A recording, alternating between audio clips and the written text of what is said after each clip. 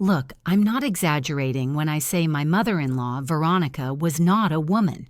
She was a force of nature, a Category 5 hurricane wrapped in Chanel tweed. But unlike a hurricane, she didn't just pass through, she liked to take up permanent residence, and her favorite pastime was the slow, meticulous demolition of my sanity. I know. Everyone complains about their mother-in-law. But this wasn't about nagging over turkey preparation or criticizing my choice of curtains. This was warfare. Psychological, social, and eventually criminal warfare. I met my husband Daniel 10 years ago, and I fell for him instantly. He was, and still is, the calm, quiet eye of the storm. He was everything Veronica wasn't, kind, gentle, and absolutely devoted. Our wedding was beautiful, but even then, the warning signs were flashing like a poorly wired Christmas display. Veronica insisted on approving every detail, including the shade of my lipstick. She loudly questioned my entire family's lineage during the rehearsal dinner, declaring that my dress, which was a bespoke Vera Wang, looked cheaply made. Daniel, bless his heart, would just squeeze my hand and whisper, "She's just dramatic. It's how she shows love." Dramatic wasn't the word. Tyrannical was closer. Sociopathic was probably the most accurate. For the first few years of our marriage, I played the good daughter-in-law. I smiled through her endless passive-aggressive digs about my career. I'm a successful architect, but she always referred to my work as drawing pictures. I endured her yearly Christmas card, which was just a photo of Veronica and Daniel, with me conspicuously cropped out. I even learned to nod politely when she told me, at the birth of my first child, that my birthing choices were selfish and unbecoming.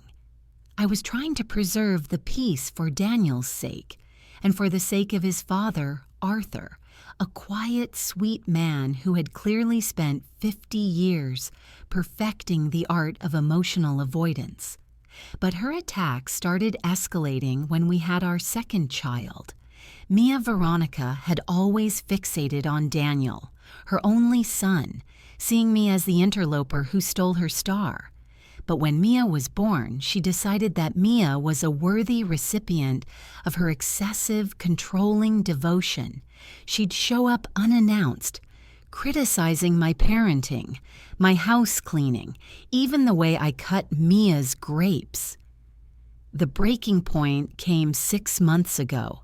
Veronica and Arthur were preparing for their 50th wedding anniversary. A massive, lavish affair that Veronica was planning like a presidential inauguration. I was relieved, actually. It meant she was distracted by something other than me.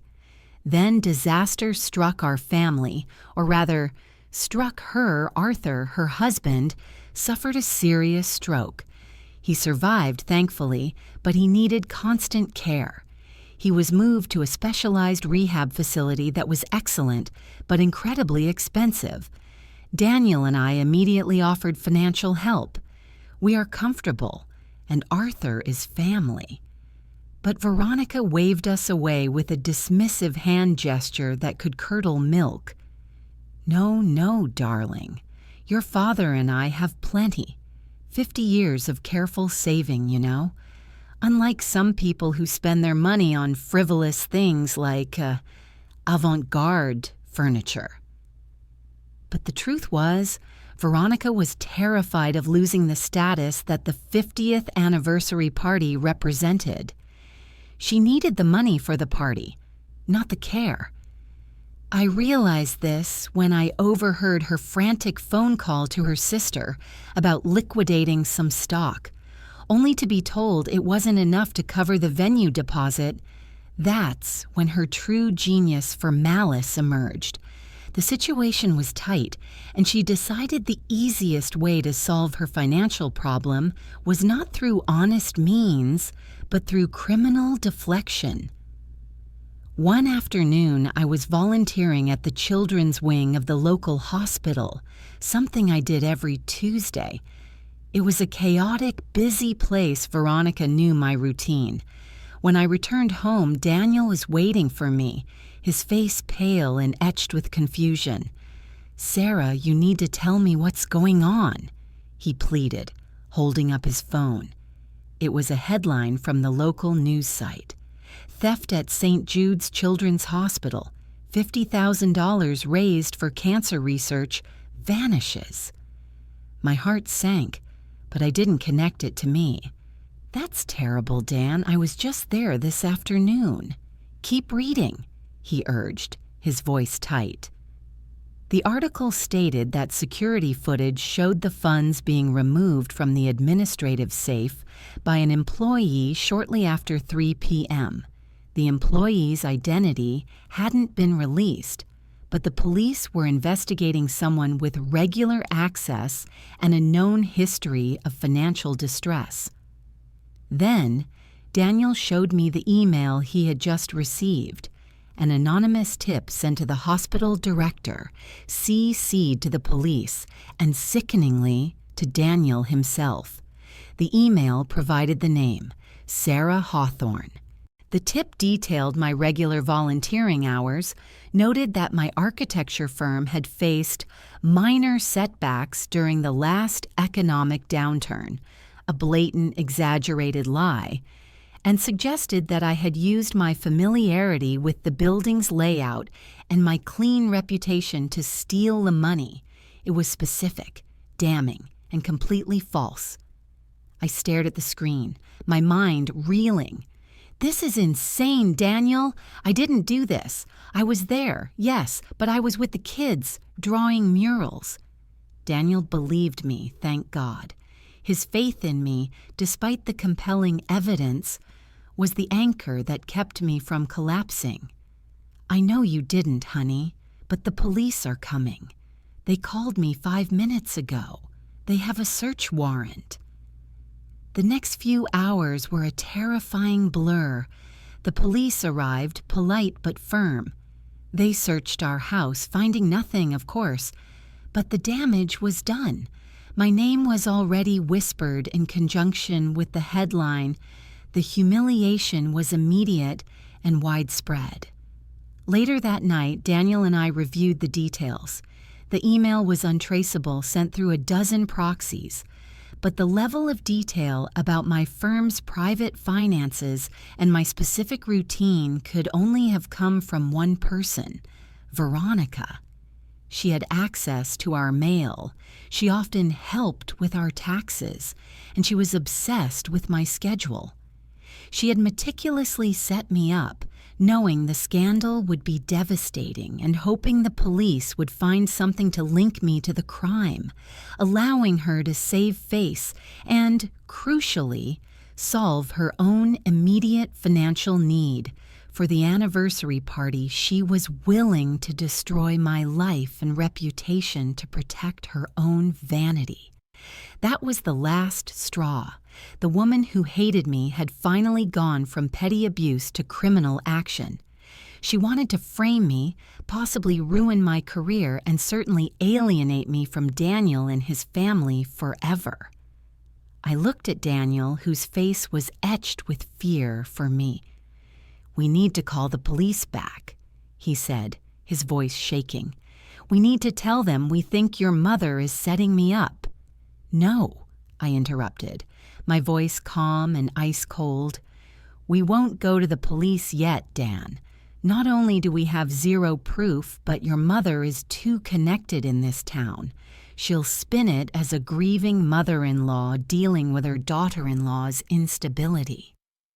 I stood up, the calm giving way to a fierce, burning resolve. "She chose to play this game in public, Daniel. She chose to use humiliation and scandal as her weapon. We have to fight fire with fire." "What are you talking about?" I walked to the calendar, circling the date of the 50th wedding anniversary gala.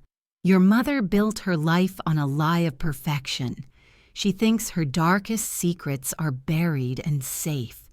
She tried to frame me for a crime in front of the whole town.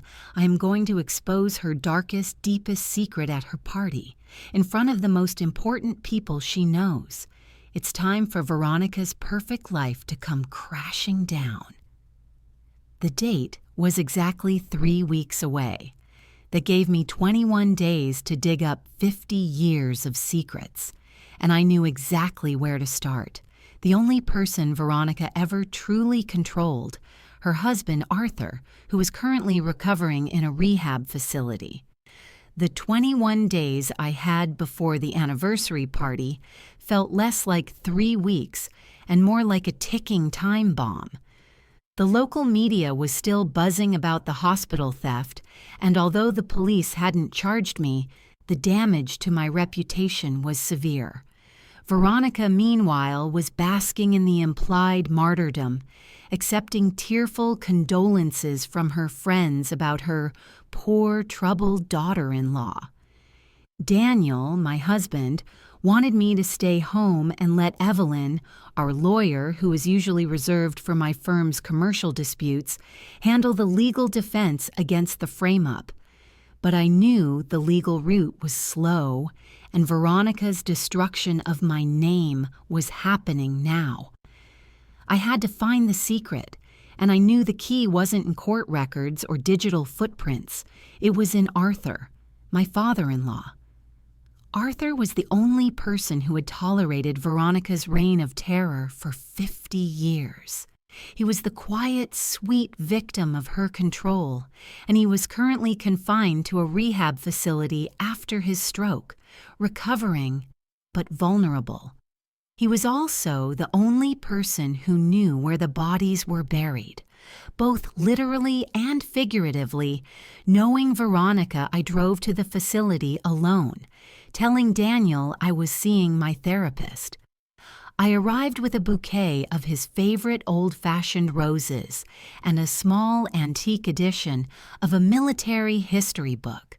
Not the kind of frivolous gift Veronica would approve of. Arthur was sitting in a wheelchair by the window, looking frail but lucid. He smiled genuinely when he saw me. "Sarah, dear, this is a surprise Veronica hasn't brought Daniel by recently. Too busy with the party, I suppose." "She is, Arthur," I said, kissing his forehead. I sat beside him, letting the small talk about his recovery drift. I needed to ease into the real purpose of my visit. I finally laid the hospital theft newspaper clipping on his lap. "Arthur, I need to talk to you about this. Veronica framed me for this. You know that, right?"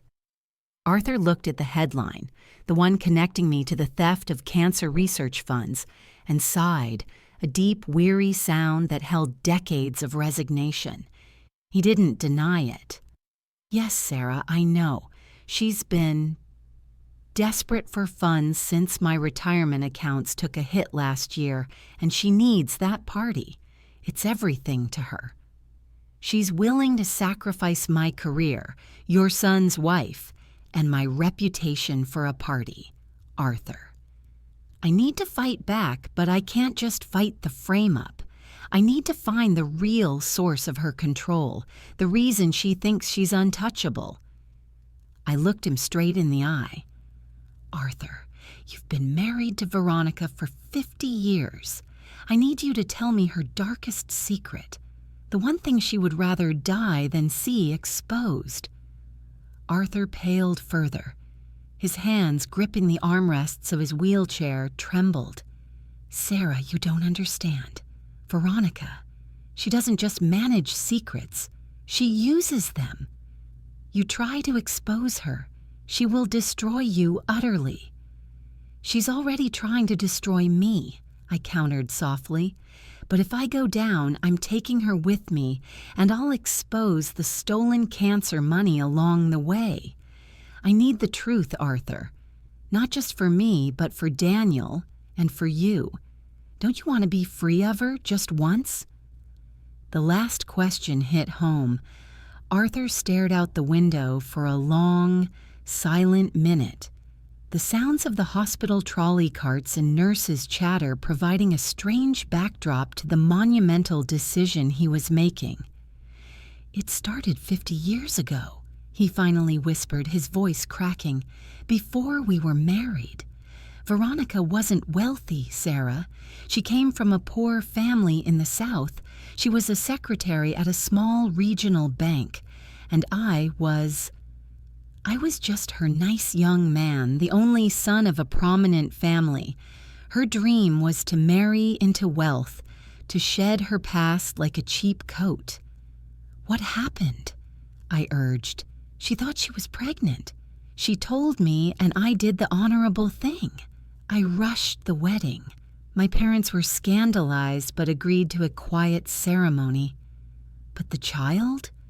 Arthur's eyes filled with tears. "There was no child. She lied. She told me she miscarried a month before the wedding. But years later, after Daniel was born, her sister came to visit. She was drunk, angry at Veronica for something petty, and she let it slip. There was no miscarriage. There was never a baby. This was disappointing. A fake pregnancy and forced marriage? A nasty secret, perhaps, but hardly the darkest secret that would destroy Veronica's life. It was 50 years ago, I pressed him gently. "Arthur, that's sad, but it won't stop her party. What else? What did she do to protect this new life?" Arthur looked at the door, ensuring it was closed. He leaned in, his voice a barely audible hiss. "Her father, my father-in-law, he was an alcoholic, a gambler, a disaster. Shortly after we were married, he threatened to expose Veronica's lie to my parents unless she paid him off. Veronica was terrified. She was pregnant with Daniel then, and she couldn't risk losing the life she had bought. So she paid him? She did worse. She didn't pay him with her money. She paid him with my father's money, my grandfather's inheritance. Veronica was working as a secretary for the bank where the trust fund was held. She orchestrated a small, untraceable transfer, just enough to buy him off and keep him quiet. She forged my father's signature. It was embezzlement, Sarah small scale, but a crime nonetheless. My father never knew. He thought he miscalculated the balance. The bank embezzlement was serious, but it was still an isolated incident, 50 years old. The statute of limitations was long past. "Arthur, this is massive, but it's still history. I need something current, something that still hurts." Arthur sighed again, rubbing his temples. "There is one more thing. The reason I think she panicked and needed money so badly this time. The reason she tried to frame you." He glanced at the picture of Veronica on his nightstand, a beautiful, younger version of the tyrant. "Remember my brother, Peter? He died in a boating accident 10 years ago? The one who left all his assets, including that huge waterfront condo, to Veronica?" "Of course," I replied. Peter had been a bit of a black sheep, but very wealthy. "Well," Arthur whispered, leaning closer, "Peter was estranged from Veronica. He hated her. He told me right before his accident that he was changing his will, specifically cutting her out and leaving everything to Daniel, his only nephew. But the boat went down before he could sign the new papers. Veronica inherited everything." I looked at him, confused. "But if the will wasn't changed, the original stands. That's not a secret, Arthur." "The secret," Arthur said, his eyes tearing up again, "is the original will Peter didn't leave his assets to Veronica. Peter was a strange man, very superstitious. He believed in signs. His original will stipulated that if he died unmarried and childless, his entire fortune, every dime, the condo, the stocks, was to be donated to a single specific charity dedicated to unmasking fraudulent claims in high society." The irony was staggering Peter. The black sheep had created a testamentary mechanism that was designed to expose exactly what Veronica represented. When Peter died, Arthur continued, his voice trembling, Veronica found the original will, she destroyed it.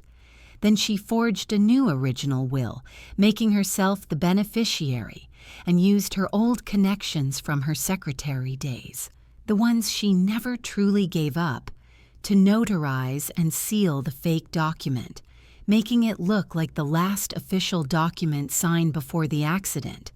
She embezzled once, and she committed testamentary fraud again. The real secret isn't that she killed someone. It's that the foundation of her entire wealth, her status, and the reason she is throwing this lavish anniversary party is built on a fraud designed to expose other frauds. I felt a cold shiver run down my spine. The forged will wasn't 50 years old, it was 10 years old. The statute of limitations might still be open for testamentary fraud, and the existence of a fake will, a fake foundation for her entire life, was the devastating, public, unsurvivable secret I needed. The will itself probably wasn't recoverable, but Arthur's testimony, combined with her earlier bank crime, provided the necessary circumstantial case, the money she needs for the party, I realized, my voice a whisper, isn't her money at all. It was meant for a charity. Yes, Arthur confirmed, looking utterly defeated.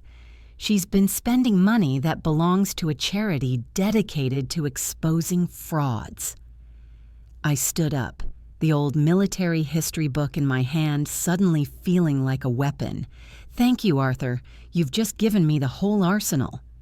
Just be careful, Sarah, he warned, fear in his eyes. When you strike at the Queen, she strikes back with fire. I looked at him, my resolve solidifying into granite. She started the fire, Arthur. I'm just bringing the fuel. I left Arthur's bedside feeling a terrifying blend of relief and dread.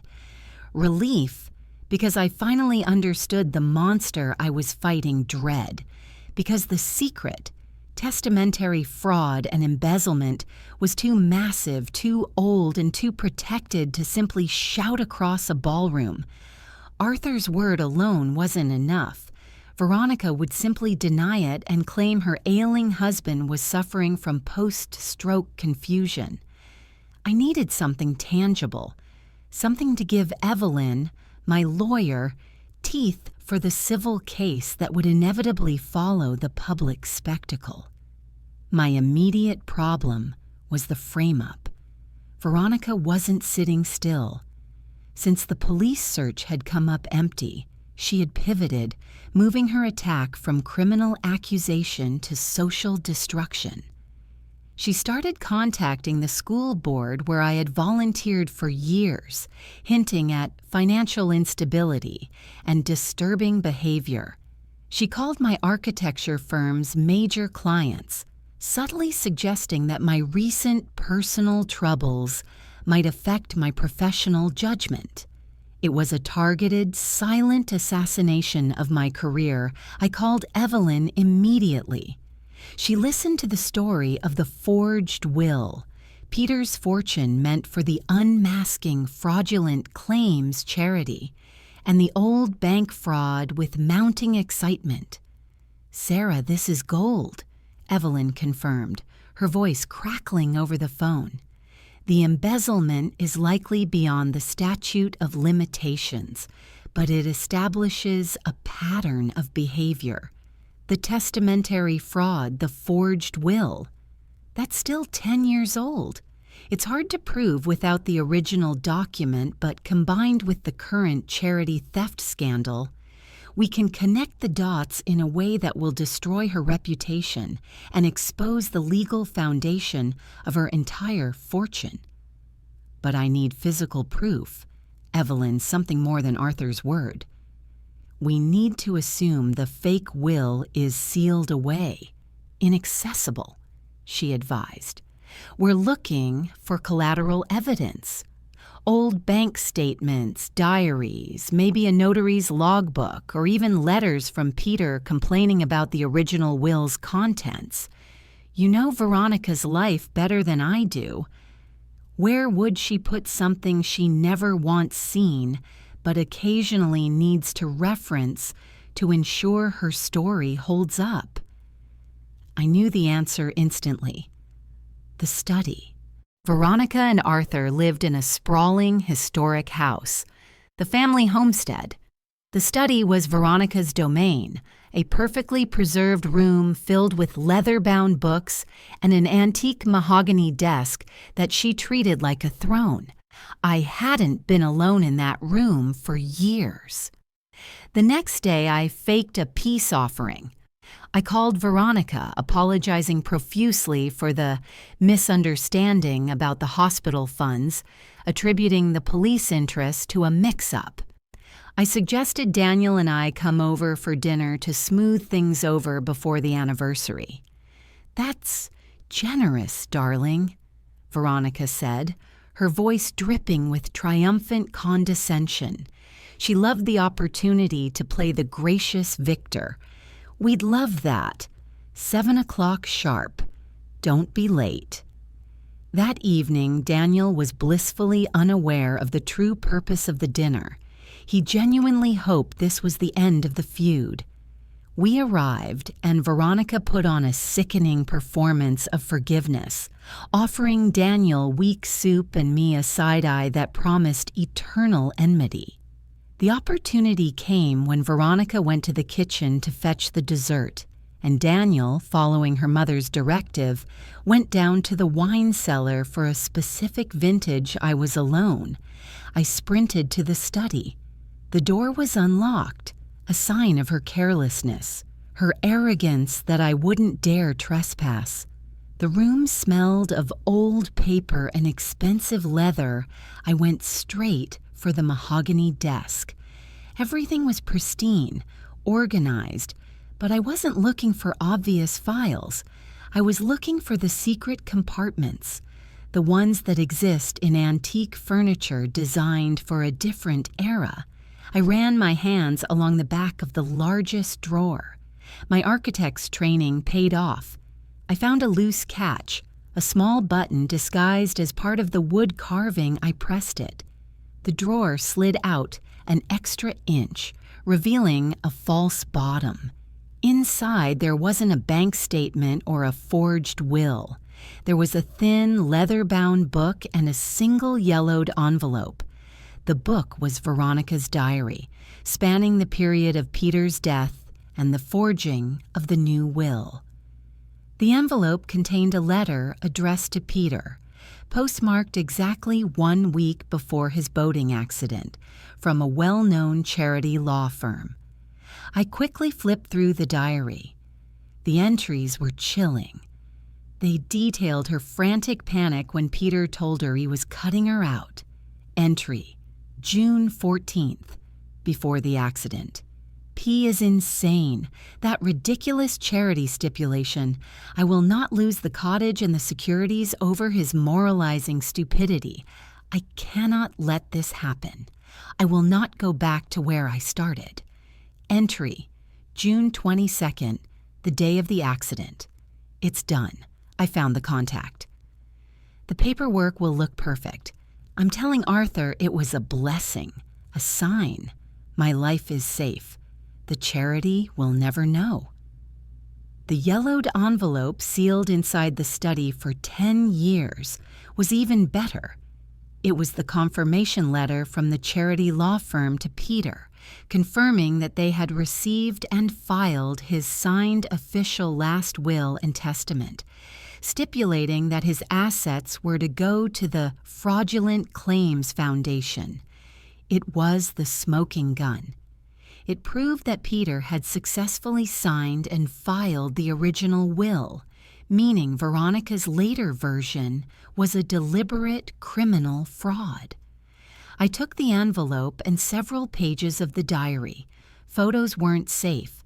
I needed the physical evidence.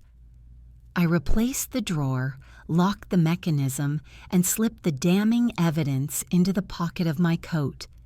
I walked back into the dining room just as Veronica returned, beaming with artificial sweetness. "Ah, Sarah, there you are. I hope you're feeling better now. You know, you really should take care of yourself before the party. We can't have you having another one of your episodes." She was confident she thought she had won the frame-up battle and secured her secrets. I met her eyes. My heart was pounding, but my voice was calm. "I feel wonderful, Veronica. I've never felt clearer. And thank you for the dinner.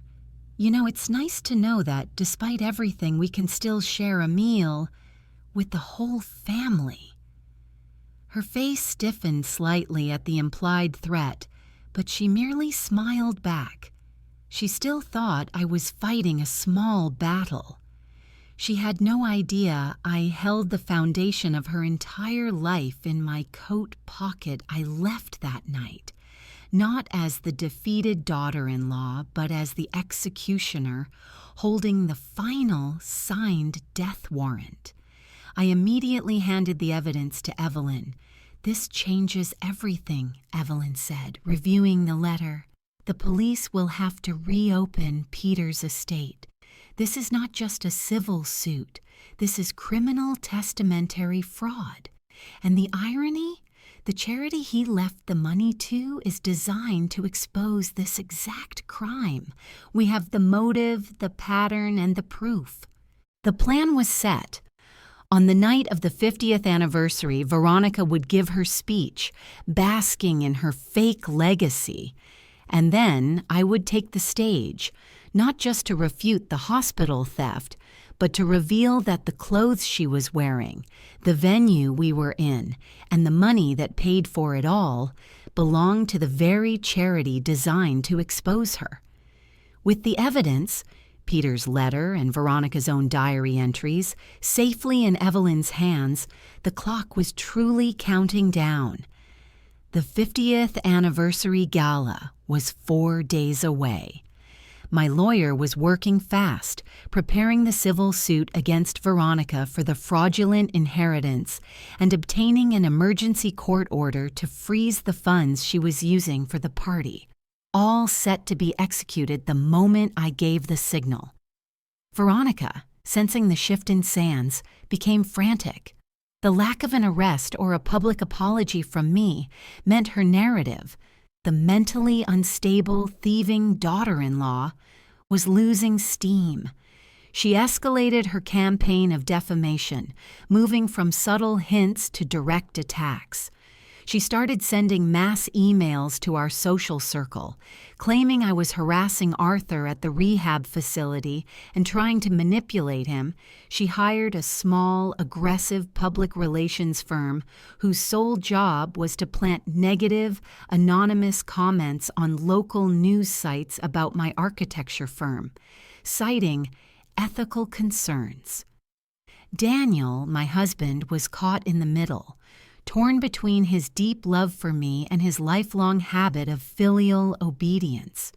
He saw the evidence of my innocence regarding the hospital theft, but he still couldn't fully grasp the magnitude of his mother's malice. "Sarah, please," he pleaded one night, "just let Evelyn handle this legally. Why do you need to go to the party? Let them have their night. We can get the money back later." "This isn't about money, Daniel," I explained, trying to keep my voice even. "This is about justice and, more importantly, exposure. Your mother tried to send me to prison and destroy our family's future to fund a lie. If we just fight her in court, she'll spin it as an unfortunate legal battle. I need to expose the lie where she built her empire, in front of the people who validate her existence. She needs to lose her status, not just her money." I showed him the diary excerpts. I didn't give him the letter, which was key evidence, but I showed him Veronica's own handwriting admitting her panic over Peter's original will. When he read the chilling sentences about her fear of losing status, Daniel's eyes finally cleared. The man he thought was his mother was a calculated criminal. It was the moment he finally completely chose me. "What do you need me to do?" he asked, his voice low and resolved. My plan required one final delicate piece of deception. Veronica's speech was the main event, the moment she would publicly thank Arthur and solidify her image as the perfect, devoted wife. "Your mother wrote her speech weeks ago," I told Daniel, "but she will never trust the hotel's AV system. She will bring her own USB drive with the final copy, complete with her personal notes and cue points." Daniel's task was simple, but high risk. He had to switch the USB drives. The real challenge was my speech. It had to be a work of art, a masterful, seamless transition from the loving daughter-in-law to the vengeful accuser. It couldn't sound like a spontaneous, unhinged rant. It had to sound like a measured, heartbreaking confession of a truth that could no longer be contained. I spent the next 2 days rehearsing in my empty study, recording myself, listening back, and perfecting the emotional cadence. The speech blueprint, the hook, the martyr. Start with a tearful, loving tribute to Arthur, the true victim. This establishes credibility and disarms the audience. The pivot, the frame-up. Gently introduce the recent difficulties, alluding to the hospital theft frame-up. Frame it as the final, unforgivable attack on my integrity. The revelation, the core lie. The shift from her crimes against me to her original sin. Introduce Peter and the idea of a false foundation. Use a specific line from Veronica's diary or the letter to prove foreknowledge of the crime. The conclusion, the justice. Reveal that the money used for this lavish party belongs to the very charity designed to expose her fraud. End with the announcement of the court action and the official nature of the exposure. The key line, the one I rehearsed until my throat was raw, was the final pivot. I had to ask myself, why would a woman who has everything risk it all to destroy her son's wife? And the answer, ladies and gentlemen, is because Veronica Hawthorne has nothing genuine. Her entire life, this grand stage, the very foundation of her wealth, is built on a decade-old crime, a lie that was meant to be exposed by the very fortune she stole. My final piece of preparation was for Arthur. I knew he was physically too weak to attend the party, but I couldn't leave him out of the moment of freedom. I hired a private nurse and set up a high-quality video conference link in his rehab room. I told him I was broadcasting the party live for him. Focusing on Veronica's speech, I didn't tell him about my part. I wanted his reaction to be genuine, his first moment of true freedom from her tyranny, witnessed only by me. The night of the anniversary arrived. The venue, the most exclusive club in the city, was draped in white silk and gold, Veronica's chosen colors for her golden anniversary. Daniel and I arrived not through the main doors, but via a side entrance to avoid the early crowds. Daniel, looking nervous but resolute, carried the fake USB drive in his inner pocket. He was going to the AV booth immediately after we were seated, under the pretense of testing his mother's favorite old slideshow music. As we walked in, Veronica spotted us. She approached, beaming with what she thought was a superior, victorious smile. "Daniel, Sarah, I'm so glad you could make it," she purred, her eyes glittering with malice. "You know, Daniel, I've asked the DJ to play a special song later, the end of the line. Fits the mood perfectly, don't you think?" She was openly mocking me, signaling that she believed my career was over. I smiled back. the calmest, most terrifying smile I could muster. "It's a beautiful venue, Veronica. Really stunning. It's a shame that a setting so perfect for a celebration is about to become the stage for a tragedy." Her smile faltered slightly, a flicker of confusion crossing her face, but she dismissed it instantly, turning away to greet another couple, confident that her power remained absolute. Daniel squeezed my hand. "It's time," he whispered. I watched him walk toward the AV booth, my heart pounding in my chest. He was now fully engaged in the high-stakes deception. Everything, my reputation, my career, the Hawthorne family legacy, and Arthur's final freedom, depended on the successful swap of a tiny USB stick and my ability to deliver the single most important speech of my life. The guests were seated. The lights dimmed. The moment of truth was here. The ballroom was bathed in a warm, expensive glow. The air was thick with the scent of lilies and the smug satisfaction of high society. I sat at our table, smiling politely. My attention split between the main stage and Daniel, who was currently circling the AV booth near the back, playing the part of the solicitous son. My heart was a frantic drum against my ribs, but my exterior was calm. I was wearing a tailored emerald dress, a calculated choice of strength and healing, a direct visual contrast to the darkness that was about to unfold. Daniel returned a moment later, sliding into his chair. He didn't meet my eye immediately, but his foot pressed mine under the table, a tiny, reassuring signal. He had done it. Veronica's final, polished speech, her glorious testament to 50 years of perfection, was replaced with my own carefully crafted, devastating script. The time came for the main event. Veronica, a vision of regal, practiced elegance in a cream-colored gown, glided onto the stage. The applause was deafening, a testament to her social standing and the money she had poured into maintaining this illusion. Thank you all," she cooed into the microphone, her voice carrying the warm, smooth quality of a professional public speaker. 50 years, a lifetime, and what a journey it has been. She launched into her prepared remarks, a sickening mix of false humility and blatant self-congratulation. She spoke about overcoming minor difficulties and building a legacy of integrity. She painted herself as the devoted wife, the foundation of the family, the rock that ensured Arthur's success.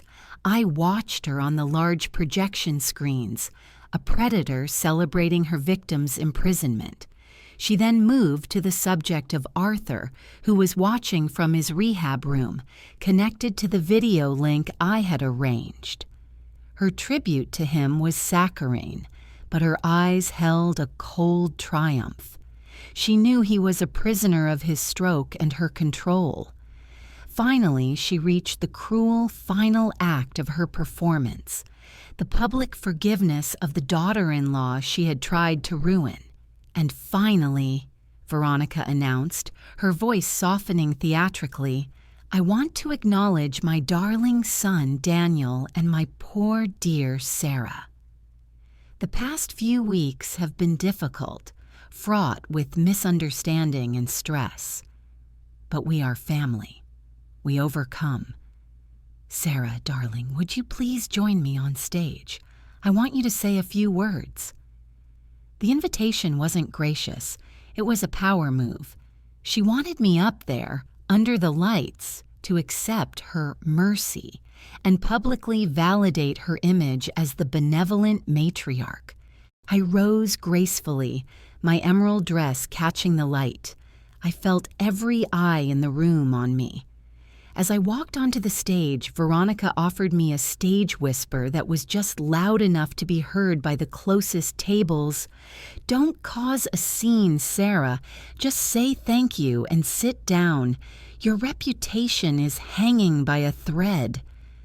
I smiled at her, a genuine freezing smile of victory. Of course, Veronica. I wouldn't dream of causing a scene. She handed me the microphone, stepping back slightly to bask in the expected outpouring of gratitude. I didn't start with a thank you. I started with a quiet, powerful dedication. Good evening, everyone. Before I say anything, I want to dedicate my few words tonight to the one person who truly embodies 50 years of silent devotion and sacrifice, Arthur Hawthorne. I nodded to Daniel, my final crucial signal. Daniel, sitting at the tech booth, pressed the play button for the slideshow, the one Veronica thought contained her beloved retirement photos. The large screens behind me didn't display photos of Arthur and Veronica on their honeymoon. Instead, they displayed a stark, black screen with white text. June 22, 2015, the day Peter Hawthorne's legacy was stolen. A ripple of confusion went through the room. Peter, Arthur's deceased brother, was a sensitive topic. Veronica's eyes widened instantly. She grabbed my arm, her manicured nails digging into my skin. "What is this? Stop the screen, Sarah. This is the wrong file." I ignored the pain and pulled my arm free. I spoke into the microphone, my voice gaining strength. "It's not the wrong file, Veronica. It's the right truth." The next slide appeared, displaying a high-resolution image of the yellowed envelope I had stolen from her study. The confirmation letter from the charity law firm, Proof of Intent, letter confirming Peter Hawthorne's final signed will, was filed with the Fraudulent Claims Unmasking charity law firm. The crowd was no longer confused. They were utterly silent and fixed on the screen. The financial elite knew Peter's estate. They knew exactly what this implied. Veronica lunged at the AV booth, screaming Daniel's name, but Daniel, standing firm, had already pulled the control plug, leaving the image frozen on the screen. I had their full, horrified attention. I delivered the first painful cut of the speech. "For weeks," I continued, holding the microphone steady, "I've been accused of stealing $50,000 from a children's hospital fund. Veronica tried to destroy my life for her vanity. But $50,000 is nothing compared to the $12 million she stole 10 years ago. The entire inheritance of Peter Hawthorne, which, according to his true, signed wishes, should have gone to a charitable foundation." The gasp that swept the room was audible. $12 million. The theft was astronomical, not petty. I continued, my voice steady, building the case. She wasn't mourning Peter. She was destroying his final wishes and forging a new will to seize his fortune, a fortune that was meant to expose people just like her. "Lies! She's lying! She's mentally unstable!" Veronica shrieked, finally recovering and rushing back to the stage, grabbing the microphone stand. I leaned closer, my voice dropping to a powerful, devastating whisper that the microphone amplified into every corner of the room. "Your own words betray you, Veronica. I have your diary. I have the entry from June 22nd, 10 years ago, confirming your criminal act. You said you wouldn't go back to where you started. You said your life was safe." I locked eyes with her, watching the color drain completely from her face as the terror of true exposure hit her. "And as for the hospital funds she framed me for," I concluded, turning to the audience, "I will leave that small matter to the police, who will find that the real financial instability belongs to the woman who has been funding this elaborate $300,000 anniversary party, with money that legally belongs to a charity for exposing fraud." The ballroom erupted. People were standing, shouting, pulling out phones. The moment of maximum social impact had been achieved. The Queen of Mean was exposed, not by a single act, but by the collapse of her entire 50-year-old facade. Before the security could descend and the panic could fully take hold, Evelyn Thorne, waiting at the main entrance, moved swiftly. She approached the stage, not as my lawyer, but flanked by two plainclothes officers. "Ladies and gentlemen," Evelyn announced, taking control of the scene with the authority of the law. "As counsel for the Peter Hawthorne estate and the rightful beneficiary, the Fraudulent Claims Unmasking Foundation, I am serving Veronica Hawthorne with an immediate, court-ordered injunction to freeze all assets related to the Peter Hawthorne Trust and to cease the use of funds for this event. Furthermore, due to new evidence of testamentary fraud and the obstruction of justice concerning the hospital theft, Mrs. Hawthorne is required to accompany these officers for questioning." The sheer professional finality of Evelyn's words turned the chaos into a grim, silent reality. Veronica, realizing the depth of the trap, stood frozen on the stage, her cream dress now looking less regal and more like a shroud. The silence that followed Evelyn's announcement, the command for Veronica to accompany the officers, was heavier than any noise. It was the moment the illusion shattered and reality, cold and unforgiving, settled in. Veronica didn't move. She just stood there, staring at me, her face a mask of impotent rage and shock. The Queen had been overthrown on her throne. The police officers gently took her arms. As they led her past the head table, she lunged at me, a low, guttural sound escaping her throat. "You venomous snake! You destroyed everything! I'll make you pay! I will never forgive you!" I didn't flinch. I just looked at her, my voice quiet but firm. "You destroyed yourself, Veronica. I just brought the receipts." The officers quickly escorted her out the service door, followed by a frantic Evelyn who was ensuring all the legal paperwork was properly handled. The ballroom exploded into chaos. The crowd, the elite of the city, scrambled to distance themselves from the spectacle. Whispers turned into shouts. Financial investors, realizing that the source of Veronica's recent large deposits was under court injunction, rushed to their phones to call their brokers. The $300,000 gala, designed to celebrate perfection, was now an impromptu crime scene. Daniel, who had been guarding the AV booth, rushed to my side. He wasn't triumphant. He was deeply, profoundly shaken. He had just witnessed the public execution of his mother's reputation. "Are you okay?" he whispered, putting his arm around me. "I'm free," I replied, the word tasting like clean air after a suffocating storm.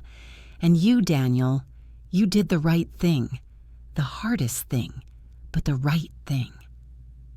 He nodded, looking toward the door where his mother had vanished.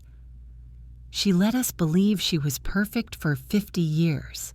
She let Dad suffer. She tried to ruin you. There was no other choice. It had to end." We left the ballroom, slipping out the back door, leaving the bewildered guests and the surging media to Evelyn and the authorities.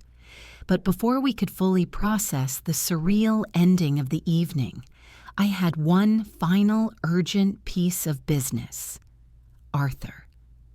I drove straight to the rehab facility, Daniel silently gripping my hand in the passenger seat. I hadn't told Arthur about the plan, only that I would film Veronica's speech. I needed to see his immediate, unfiltered reaction to his own liberation. I found the private nurse waiting anxiously outside Arthur's room. She quietly confirmed that Arthur had watched the entire scene live. I walked in. Arthur was still in his wheelchair, the large video screen still reflecting the frantic images of the gala aftermath, but his demeanor was completely transformed. The lines of chronic stress and defeat that had been etched into his face for decades were gone, replaced by a profound, exhausted peace. He didn't speak immediately. He just looked at me, his eyes full of tears that were not of sorrow but of gratitude. "Sarah," he finally managed, his voice shaky, his post-stroke speech slightly slurred but clear enough. 50 years I knew something was wrong, something dark, that I was living a lie, but I was too weak to fight her, too scared of the fight, the scandal, the truth. He pushed his wheelchair closer to me, reaching out a trembling hand. I took it, holding it tightly. "You didn't just expose her crimes," he continued, a faint, genuine smile appearing on his face. "You exposed my life. You gave me back my integrity. My son. Thank you." He looked at Daniel, who had entered the room and was standing quietly by the door. "Daniel, you supported her. I'm proud of you. Don't look back. Don't feel guilty. She made her bed a long time ago." Arthur's immediate understanding and acceptance were the final necessary balm for my soul and Daniel's conscience. We weren't just vengeful, we were corrective. We had fixed a decades-long injustice. Daniel and I spent the next hour with Arthur talking not about Veronica, but about Peter, the kind, eccentric uncle whose last wishes had finally been honored. Arthur told us more about the fraudulent claims unmasking charity Peter had established, an organization dedicated to helping victims of high-profile financial scams. The irony was almost poetic. The next few days were a blur of legal and personal recovery, the legal fallout, the hospital theft. Evelyn's team immediately went to the police with the evidence of testamentary fraud, along with the diary entry detailing Veronica's desperation for funds. The police officially dropped the investigation against me. The anonymous tip, traced back to a burner account in a neighborhood near Veronica's home, confirmed the framing. My reputation, though wounded, was immediately cleared. The fraud case. The civil suit was catastrophic for Veronica. The entire Peter Hawthorne estate, the beach condo, the stock portfolio, the lavish party funds, was legally frozen and slated to be transferred to the rightful beneficiary. Peter's charity, Veronica was left with only her personal belongings and the house she co-owned with Arthur. Criminal charges. The district attorney's office, seeing the overwhelming evidence, the forged letter, the diary, and Arthur's testimony about the pattern, began preparing criminal charges for testamentary fraud, which carried a severe prison sentence. The massive, glittering shell of Veronica's life had collapsed into a pile of criminal wreckage. Daniel and I returned home, exhausted but united. The shared trauma, the high-stakes planning, and the final act of justice had irrevocably changed our marriage. We were no longer defined by Veronica's presence or the need to appease her. We were partners who had survived a war together. That night, I looked at Daniel, really looked at him, the man who had, at the 11th hour, chosen the truth over his mother. "I still can't believe I had to reveal your mother's secret on live feed," I said, a wry smile finally breaking through the exhaustion. Daniel leaned his head on my shoulder. "You didn't reveal a secret, Sarah. You gave a eulogy for a life that should have died 50 years ago. And you saved me, you saved my father, and you saved the family name from her stain. You are the bravest person I know." The feeling of fear was gone. The resentment had been satisfied by justice. What remained was the quiet, powerful knowledge that I, the mediocre architect and troubled daughter-in-law, was stronger than the queen who had ruled our world through fear. The scandal would rage for months, but Daniel and I were safe, protected by the impenetrable shield of the truth. We had finally cleared the foundation of our life, and now we could begin building something real on solid, honest ground. The days following the anniversary gala were surprisingly quiet, a strange, beautiful calm after the Category 5 hurricane that was Veronica. She was formally charged with testamentary fraud, forgery, and obstruction of justice related to the hospital theft frame-up. She was being held without bail, deemed a flight risk given the depth of her financial crimes. But the silence wasn't absolute. It was punctuated by desperate, venomous noise emanating from the detention facility. Veronica started calling Daniel repeatedly. The calls were initially manipulative, crocodile tears about her health, followed by vicious attacks on me. "She put me here, Daniel. Your wife is trying to destroy your mother. If you love me, you'll fire that viper lawyer and get me out." Daniel, however, was done. He had seen the diary entries, witnessed the public humiliation, and heard his mother's frantic, cold-blooded rage. He was no longer the obedient son. "You tried to frame my wife for stealing from a children's cancer fund, Mom," he told her during one brief call, his voice empty of emotion. "You faked a will and stole $12 million from Uncle Peter's charity. I'm not firing anyone. I'm supporting Sarah. You made your choices. We're hanging up now." It was a final, clear break. Veronica's last attempt to use her emotional hold on Daniel was met with the cold, hard wall of his new reality. My focus shifted entirely to Arthur. He was officially discharged from the rehab facility, though he still needed gentle care. Daniel and I moved him into our guest suite. It was a temporary arrangement until the legal battles settled and the family assets were untangled. But it felt monumental.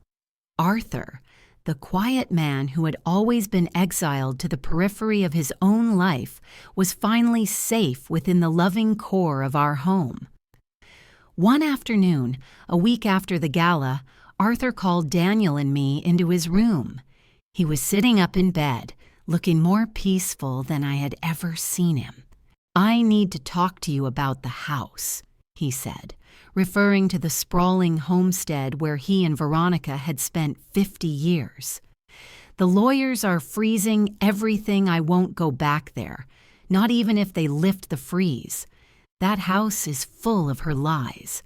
It's a monument to her greed." He looked at Daniel, then at me, his gaze firm. "I'm filing for divorce." The simplicity of the statement was breathtaking. 50 years of marriage, ending not in a dramatic fight, but in a quiet, resolute declaration of freedom from a hospital bed. "Arthur, are you absolutely sure?" I asked gently. I knew the divorce would mean messy, protracted legal battles, even with Veronica in jail, but I needed him to be certain. "I am," he confirmed, a faint smile on his lips. "She abandoned me, Sarah. She emotionally abused me for decades. She tried to ruin the person who was finally good to me. The shame is gone. All that's left is the clarity. I deserve peace. And you two deserve the chance to build a real family without her shadow." The divorce petition filed by Evelyn's office the following day cited irreconcilable differences, emotional abandonment, and cruelty. Using the evidence of the financial scheme that had endangered Arthur's reputation and health, it was a final, legal severing of Veronica's power over him. With Arthur settled and the legal process underway, I turned my attention back to my career. Evelyn had issued a powerful statement on my behalf, detailing the complete withdrawal of all charges and the discovery that the anonymous tip about the hospital theft was part of a calculated criminal frame-up, orchestrated by Veronica. The local architecture community, shocked by the scandal, quickly rallied to my defense. The cloud of suspicion lifted, replaced by a wave of sympathy and admiration. For my courage, I didn't just survive the scandal, I emerged from it with a reputation for integrity that was now absolutely bulletproof. I remember the day Evelyn handed me the final sealed court order from the family court, the one that officially granted Arthur's separation. "This is it, Sarah," Evelyn said. "Veronica has lost her husband, her reputation, and every penny of her stolen fortune. She'll likely spend the next decade in prison. The Peter Hawthorne charity is receiving its full, rightful inheritance." I looked at the documents, feeling no joy, only a quiet sense of closure. The war was won. Daniel and I celebrated quietly that evening. We cooked Arthur his favorite meal and we ate together in the kitchen, not talking about lawyers or fraud, but about simple, ordinary things. Daniel's job, Mia's school play, and Max and Leo's latest mischief. Later, sitting on the porch swing, Daniel held my hand. "It's really over, isn't it?" "It is," I agreed. "The silence is ours now, not the silence of fear, but the silence of peace." The Queen of Mean was gone.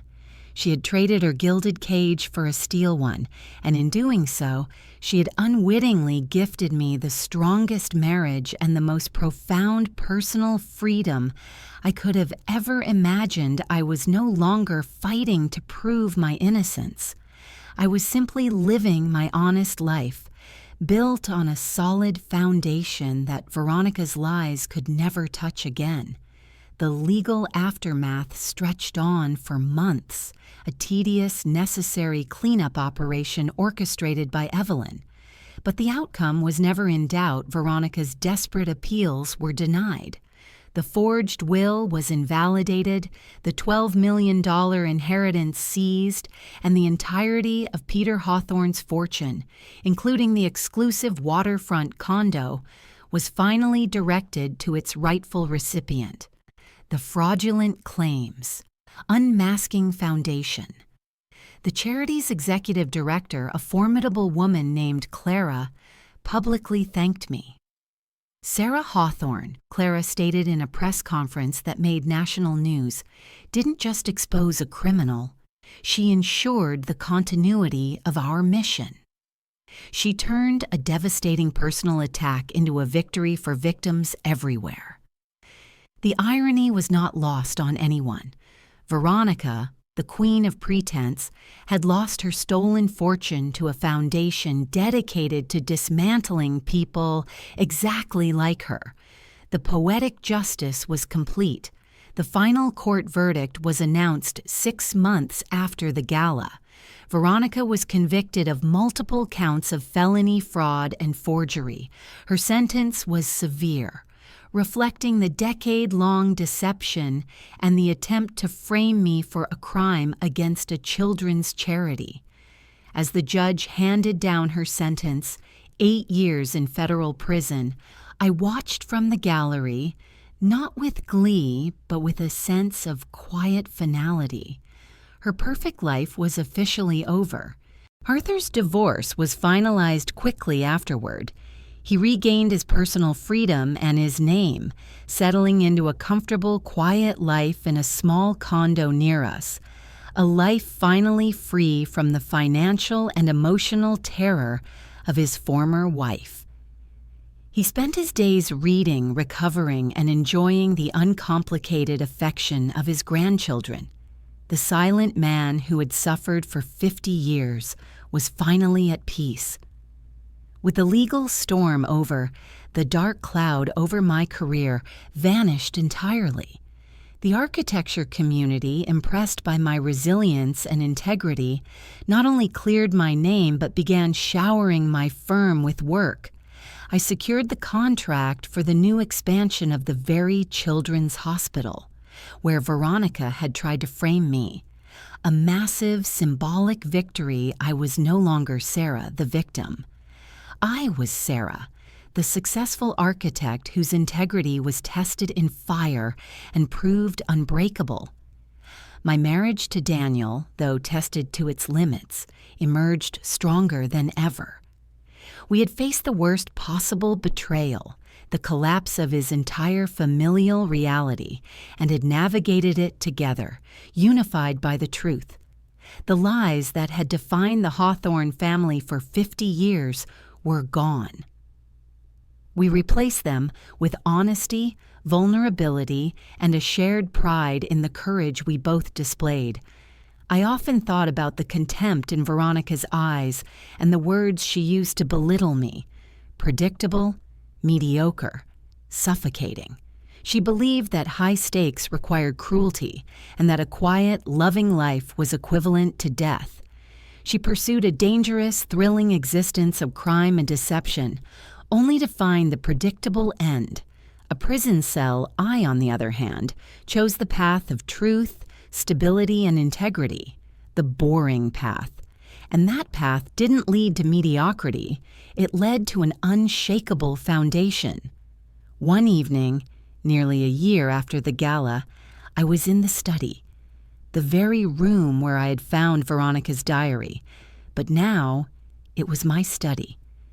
The mahogany desk was gone, replaced by a simple, modern work table. I was reviewing the blueprints for the hospital expansion, the quiet hum of the air conditioning, the only sound.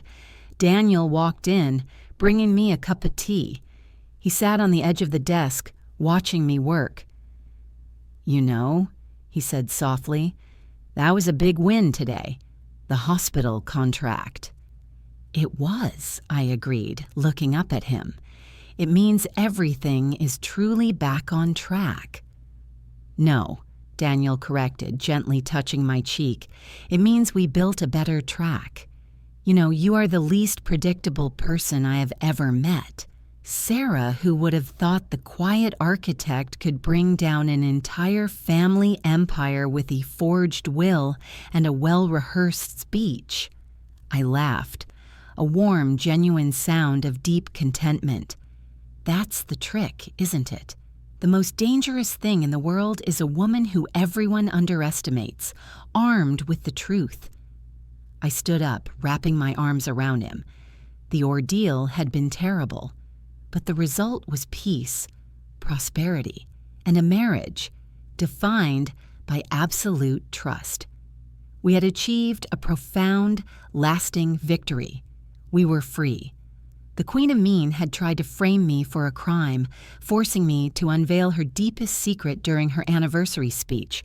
She tried to ruin my life, but all she did was give me the courage to dismantle hers and build a new one, stronger, truer, and entirely my own. Thank you for listening to this difficult confession. We are so grateful to share these stories with you. If this story resonated with you, please hit the like button and share your thoughts in the comments section below.